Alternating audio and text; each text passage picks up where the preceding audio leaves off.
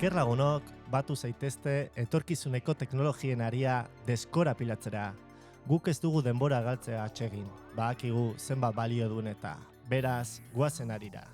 Lehenengo saio hontan mugikortasun elektrikoa sarituko gara. Benetan jasangarria alda? Benetan etorkizuna da? Ala, modan dagoen joera bat besterik ez. Guztiok izan ditugu gai honen inguruko zalantzak nuzbaiten. Eta hauek argitzen laguntzeko gaur gurekin Endika dugu, potentzia elektronikoan aditua, eta ikerlaneko ikerlaria. Ongi etorri guztioi harira.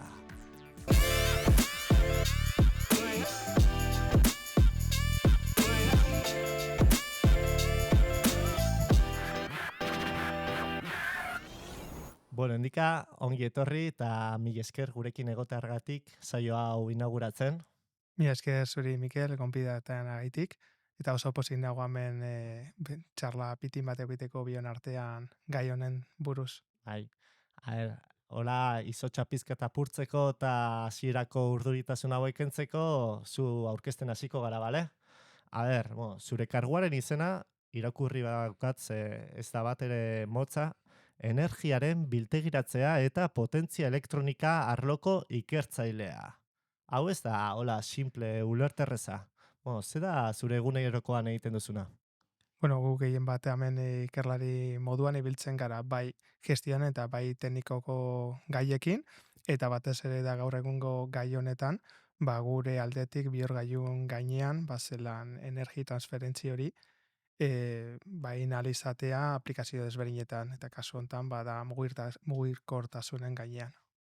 Oso ondo, orduan elektrizitatearen inguruan, zabiltza lanean, eta, lanean horren inguruan, baina kafea hartzen eta hau ere buruan daukazu edo... Bueno, egia esan, ez beti, ze baita ere dauz beste gauzak munduan, ez? Baina askotan egoten gara gai honen buruan berbaiten, baina beste batzutan baita ere aldatu behar da apur bat gaia eta itxaiten dugu astebururen gainean, bidaiak eta dozein beste gauzak normaltasunez hartzen, interesgarria da guretzat, baina baita ere badakigu beste gauzak daudela berbaiteko. Orduan, deskonexio puntu hori ez, garrantzitsua da zuela noean baita, ez? Bai, laguntzen duz, azkenean bakarrik enfokauta basauz, galtzen duzu apur bat norabidea eta ondo etortzen da. Haura iritsi bat nire ikuspuntu editik. Bai, arrazoiko zu. Hori, mi esker berriro ere, hemen egotagatik, eta guazen zuzenean auto elektrikoi buruz hitz egitera, ze diozu? Primeran, guazen. Guazen aurrera.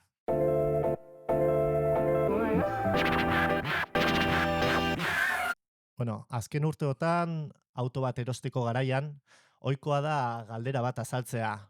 Auto elektrikoa ala konbustiokoa erostea, ez? Gobernuak dirulaguntzak eta eman arren, uste dut herritarron artean, ni bertsaku hontan sartzen naiz, zalantzak daude oraindik. Eta normala, ez?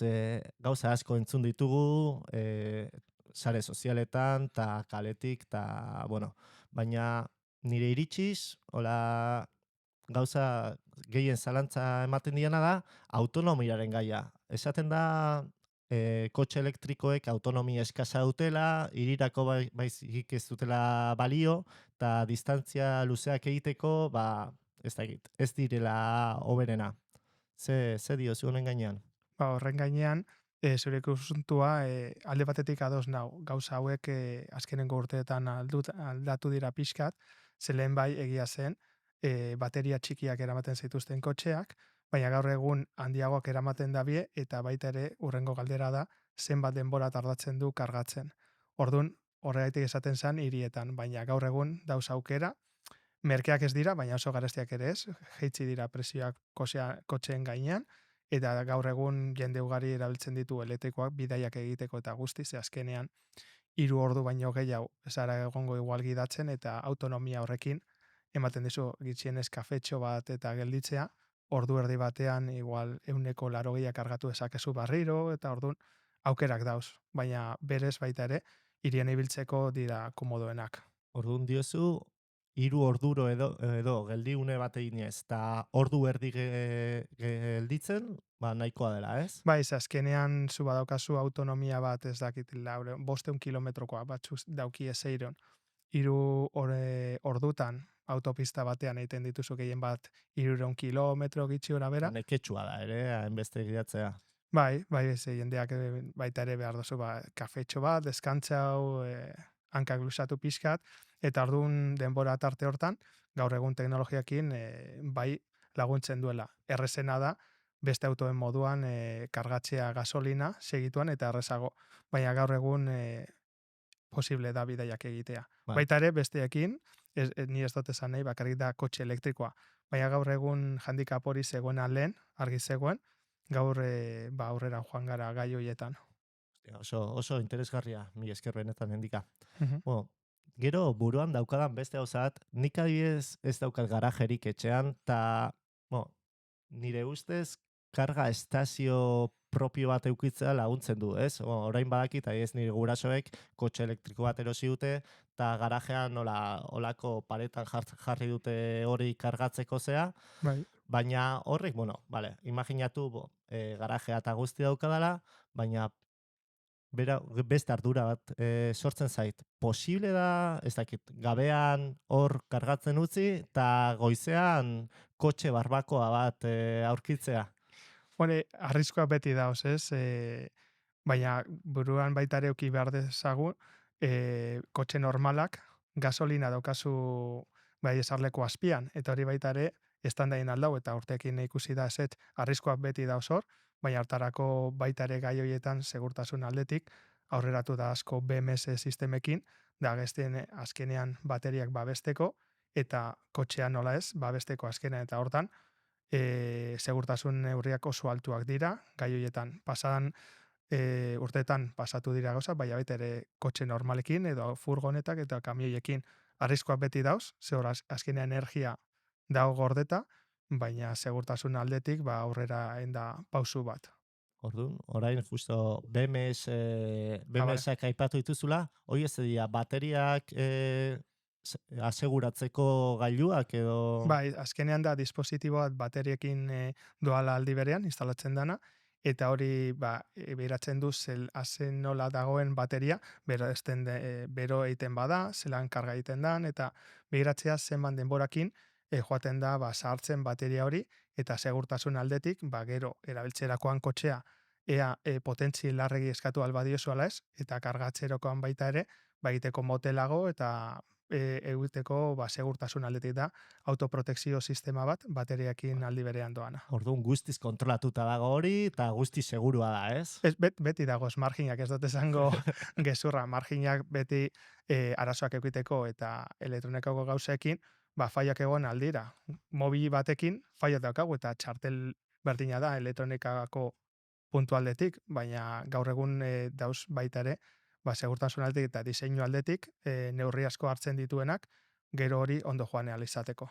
Vale, oso interesgarri handika. Vale, orduan autonomiarena pizkat jakenduta, gero estazio kargana baita, baina orain beste arazo bat. Ere esaten da kotxearen bizitzan zehar autoelektrikoek gasolinakoek baino gehiago kutsatzen dutela bateriaren ekoizpenagatik. Honen ekoizpenean ez dakit gai kutsakorrak eta ateratzen direlako. Honi buruz, zerbait esaterik? Bueno, hortan bai, egia da, azkenean material asko behar dituzula, eta hori kutsatzea, hori fabrikazioa baita ere dauz gaietan, baina gero dago beste gai batzuk, depende ze herrialdeetan, gaur egun birziklatu aldira bateriak, baina egiten da hemen ez da, baina beste herrialdeetan, zenbat balio du birziklatzea ondo, edo botatzea eta beste bat erostea. Azke batzutan, diru aldetik gehien bat egiten da fokoa izan beharrean, dana izateko maz sostenible esaten da moduan.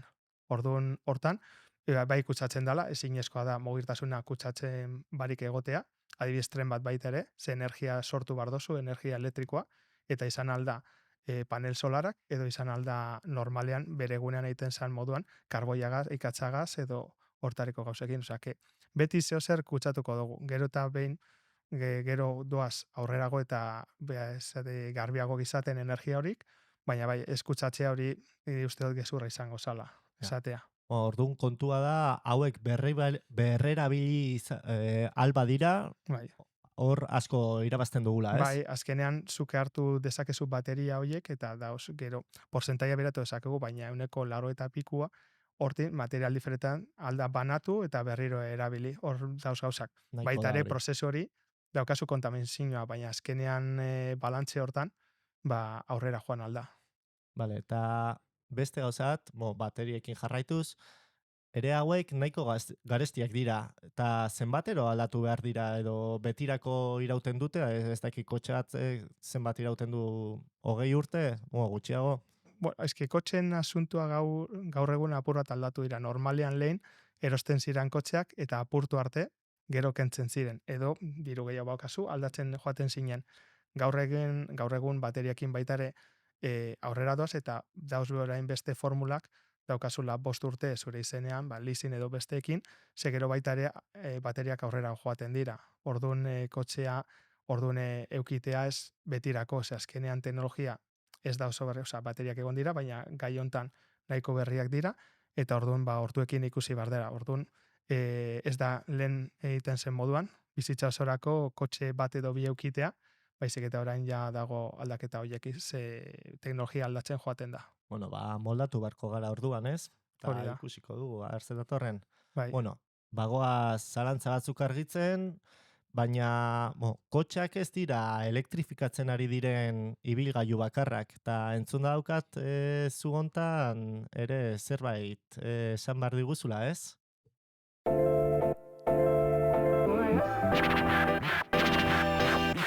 Bueno, izan ere, ontzien elektrifikazioan bakizu zertaiz. Bai, Zerbait.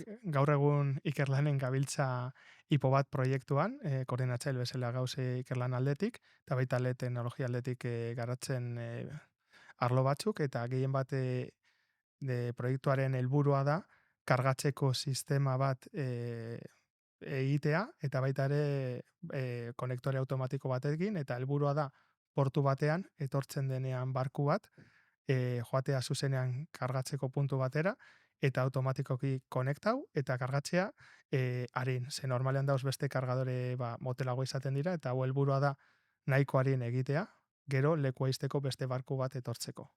Bale, orduan, itxasontzita sari gara izketan, baina zenolako itxasontziak dira tamainaz, edo Bai. handiak, edo... Bueno, gaur egun proiektu hontan, da normalean dagozen honan portuetan buitzen diren irlen artean, edo portu eta irla batean, katamaran antzerako itxasontzi bat, eta justo proiektu hontan erabiliko dugula, ez da konzeptuaki, baizik eta garatzen ari da eskala kompleta dana esaten da moduan, eta dira 32 metrolan, eta 150 pertsona eraman alditu, 8 kilometrotan irla batean eta portuan artean Alemaniako iparraldeko Frisia itsasoan. Bale, eta, lehen kargen zea aipatu duzula, nik ez dut berdin ikusten, patinete elektriko bat edo kotxe bat etxean nahiko ondo kargatu daitekela, itxasontzi bat esan duzu portuan eta zabiltzatela prestatzen, eta zehazki, gutxi gabera, zenbat denbora kostatzen du honen kargak?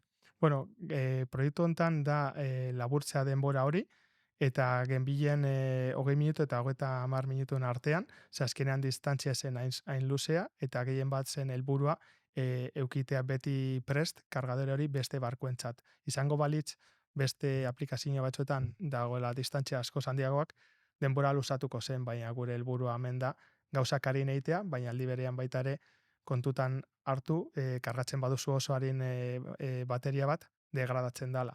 Eta orduan egin behar dugu balantze hori kargatu harin, eta baita ere bestu apur bat bateriaren luzapena. Eta 20 minutu esan dituzu, lehen kotxean ere 180 kargatzeko ordu erdi, orduan baita, ez dakit nola, kapitainari ere kafe bat hartzeko denbora Bai. ematen diozu bakarrik. Bai, eta jendea jeitsi eta berriro montau beste pertsona berriak, eta orduan harintasuna horre eukiko genuen. Oso interesgarri handika. Eskerrik asko. Eta, beste galdera serio bat. Itxasoaren erdian, itxoin, kotxe bati edo patinete bati, bateria agortzen bazaio, ez da zer gertatzen ez, errepidean gehatzen zara, edo hirian, eta gruari deitu, edo patineta eskuan eraman, baina itxasontzi bati hori gertatzen bazaio itxasoaren erdian, ze konponbide dauka honek? Bai, hortareko bai dara ez da komplexua arazoa, baina gaur egun egiten dana eta derrigorrezkoa da egitea, da sistema redundanteak eramatea. Izan beharrean bakarrik propulsio sistema batekin, bi daramate, bi bloke bateriak erabiltzen dira bietan, eta helburua da baten bat faio egiten badu bigarren aukitzea. Hori baino gehiago ez dira jartzen eta normalean diseinu hauetan da abien moduan daukie beste gauza redundanteak eta holan, eta itsasontzuan baita ere gelditzen zara itsas erdian, tormenta baten Ja. erdian, ez da oso Ba, komodoa egotea. beste gauza erredundante hauek ze dira arraunak, belak edo... Bai, belak behien batez. Da sistema berdina bi aldiz jartzea.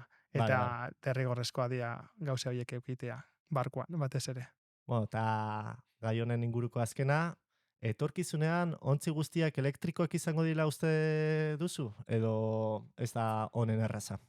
Vale, hemen detailetxo bat. Gaur egun ia barko guztiak dira elektrikoak. Bakarrik gertatzen dana gu orain gauz bateriakin kargatzeko eta propulsioak egiteko bateria batekin. Baina beste danak transatlantiko eta gauza horiek daukie bere generadoreak gero elektrizitatea egiten du itsasuntzi guztirako. Hori apur bat joaten da orain izan beharrean combustibles fosil esaten den moduan, kargatzeko portuetan, baina elektrikoki ia danak esan dezakegu direla. Gero txikiak gasolina eta hoiek ez, baina barkuetan berez elektrikoak badira. Orduan, beharko zena da, azpiegitura hauek aipatu dituzunak lehen, gehiago zabaldu ez, mundutik Bai, zabaldu, eta... bai. Hori dago proiektuetan, adibidez proiektu hontan ipo batena, da barku txiki batena, ez? Hogeta 12 metroga berbain duguna. Baina orain dauz urrengo proiektua, europear proiektuak eskatzen ari dela koldiretzen diren proiektutan, adibidez urrengo bat eskatzen ari dira 86 metrokoak itxienez. Osa, ja gauz Ja, pentsaten, bai, beste handitzen gauza bat. urrengo pausura, gero beste kargatzeko sistemak eukitea bat izan beharrean diferenteak, osa, apur bat helburua da zabaltzea gero eta distantzia handiagoak. Esaten badoztazu ozeano bat pasatzeko, hori gaur eguni nahiko zaila ikusten den, Ja, egia esaten, baina pausuz pausu aurrera joaten dira gauzak. ja, ze ozeano pasatzeko edo, ze egon beharko litzateke gasolinera, elektrolinera bat hor itxaso erdian kargatzeko edo... Edo, bueno, edo dauz beste euskera, gaur egun beste itsasuntzian handietan daukie nuklear energia, baina hori da portalin eta beste gauza batzuk, baina bueno, egon aldira beste aukerak hidrogeno edo beste gai batzuekin izan beharrean bakarrik fuel oleo edo hortariko gauzekin. Baina hosti beste gai bat da, Bai, ez? hori da Da, beste mundu pixkat bat, beste mundu bat, aria bai, galtzen gaude. hori da, bai, bai. Argi dago elektrifikazioaren erronka ez dela txikia, ez? Baina, gizartea halako erronkekin joan da aurrera, eta Mhm. hau pauso, ez dakit txikia, handia den honentzako, ez? Eta, bukatzen goaz, endika, baina azken froga gelditzen da, bale? Saiatuko naz, a ber. Venga, guazen aurrera.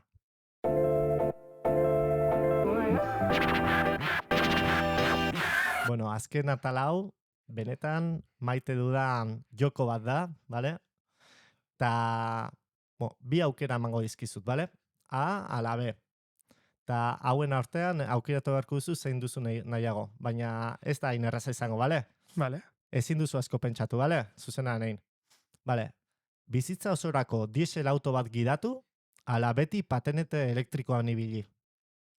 Patinete elektrikoa. Vale. Laborategian esperimentu bat gaizki ateratzea, ala konferentzia batean mikrofonoari bateria agortzea. Laborategian beti. Ze ez ikusteko jendea. Ez, erosago ebitzen az laborategian da beti interesgarriagoa nire ikuspuntuetik. Ondo, ondo. Bateria betirako irauten duen auto bat asmatu, edo 10 segundotan kargatzen den bateria. Harin kargatzen den bateria. Bai? Bai. Pentsatzen nuen bestela, esango zenula. Ez, azkenean hortan baita ere teknologia aldetik, beste ez da bakarrik garatzea teknologia baita ere dago ekosistema bat, eta egitea nahiko harin, hori baita ere lantzen dizu, igual txikiago da. Baina bestea ez da inoiz ezagutzen. Bai, igual behar dozu kamioi bat atzean bateria horiekiteko bizitza batzorako, esaten badoztazu txiki bat, bai, baina... Urrengo galdera ja ez du balio. Vale, saltatuko du bat. Etorkizuneko mugikortasuna guztiz elektrikoa izatea, ala gubiok milioidunak izatea. Bueno, ni egin dezakegu guk dirua irazi eta esango nuen guztiz mugikortasun elektrikoa eukitea, uste dut, danantzat laguntzea izango dala, osea que Benetan endika. bai. Venga, Dirua berriz ingo badaukagu. dizut, bale? Itxoin, berriz ingo dizut. Etorkizuneko mugikortasuna guztiz elektriko izatea, ala gubiok milioidunak izatea. Mugintasun elektrikoa, bai. Joder, endikate. Benetan. Venga, vale, hurrengoak ingoaz. Auto hegalariak lehenengo ikustea edo itsasontzi elektriko guztiak lehenago funtzionatzea. Bai, izango da itsasontziak lehenago gertatuko dana. Ostia, baino auto hegalariak guapo daude. Badauz, gaur egun badauz, adidez Dubaien atera zituzten polizia aldetik, dron batzuk pertsona bat egin zuten anuntzia eta dauz frogak egiten. Hori badau gaur egun. Ez da auto normal baten moduan, ez da Regreso al Futuro ezagutzen dugun moduan, baina badau hori. Oso interesgarria. Venga, bi gehiago. Itsasoren erdian bateria agortzea, karra, Bai. edo barbakoa garajean. Nik badauzkat ja barazkiak eta aragia, Hombre, erosita. azkenean, barbakoa badau beti atera ezakegu zer aurrera, ez? Ni hau nahi godu baita. Venga, azkena, potentzia elektronikoaren inguruko podcast baten agertu edo hipo baten berriro lan egin. Podcast, arte. Hobeto pasatzen dut. Bai, oso erosoa nago hemen. Mi esker. Demora herrikorrean egin duzu, Mi esker.